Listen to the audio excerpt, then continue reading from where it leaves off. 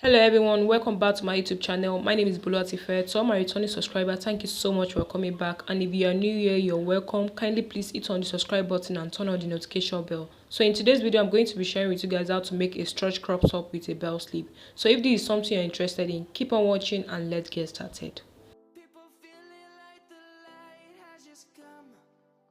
So guys, as you can see, these are the material I'll be needing on the table, and then I'm going to go ahead and roll a straight line across, which will serve as my shoulder line.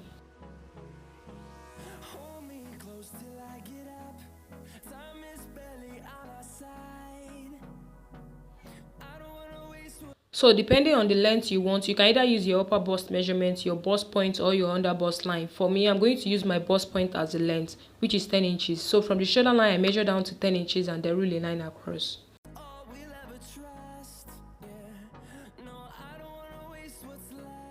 So I label this as my bust line, which is also my top length. Now on the shoulder line, I'm going to divide my shoulder measurement into 2 equal halves. And then from this point, I'm going to add extra 3 inches because we need additional inches at the shoulder area.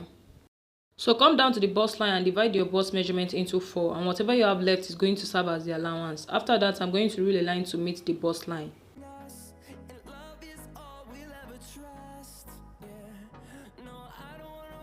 For the neckline, I'll be using a wide neckline. So I'm going in by 4 inches for the neck width. You can go in by 5 inches, and then I came down here by 2.5 inches. So after that, I just connect the 2 points together.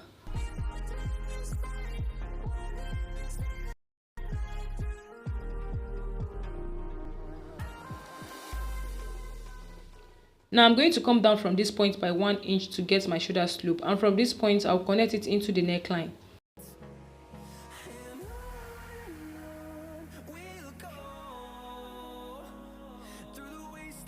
After doing that, it's now time to mark our armhole. So from the top length, you're going to go up by 2 inches or 1.5 inches. But because I'm using my bust point as my top length, so I'm going to go up by 1 inch.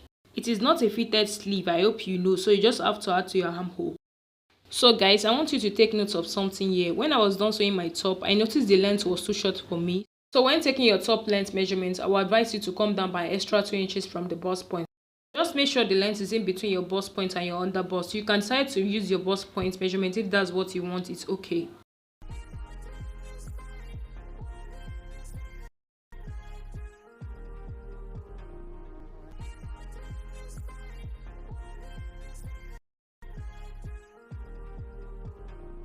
This is the fabric I'll be using. You can use a net fabric or something that's very close to a crochet material. You can also use Ankara or any plain fabric depending on what you prefer.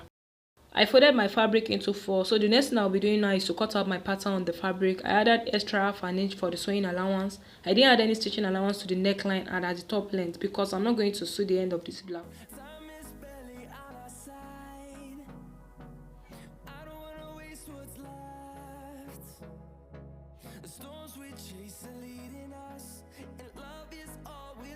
So the edge of the fabric will be the edge of my top. I don't know if you understand, I'm not sewing the hemline, but if you want to sew, depending on type of fabric you are using, just add your stitching allowance at the end.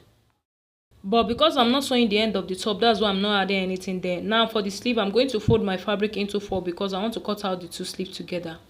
So take out the 3 inches from the length of your sleeve. You know that 3 inches we added, just take it out from the length of your sleeve, and I will measure the full length of my sleeve and added extra 1 inch for stitching allowance. Now I'll go ahead and cut it out. It's just a bell sleeve, it doesn't have this coffee effect.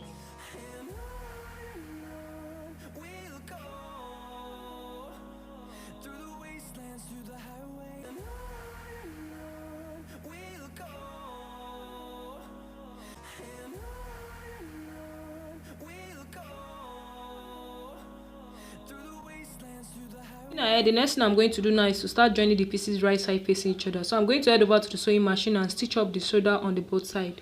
And then I will turn the neckline with a bias. So after I was done, this is what it looked like. Now the next thing I'm going to do is to attach my sleeve, and I'm just going to head over to the sewing machine and stitch it down. I will do the same thing on the other side as well. So I'm going to stitch from here all the way to the end with about 1/2 inch.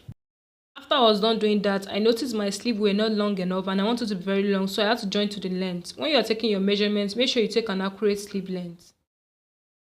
This is what it looked like after I was done sewing. As you can see, it came out really nice. Thank you so much for watching. Let me know in the comment section if you'll be trying this out. Don't forget to like, share, and kindly please hit on the subscribe button. I'll see you in my next video. Bye.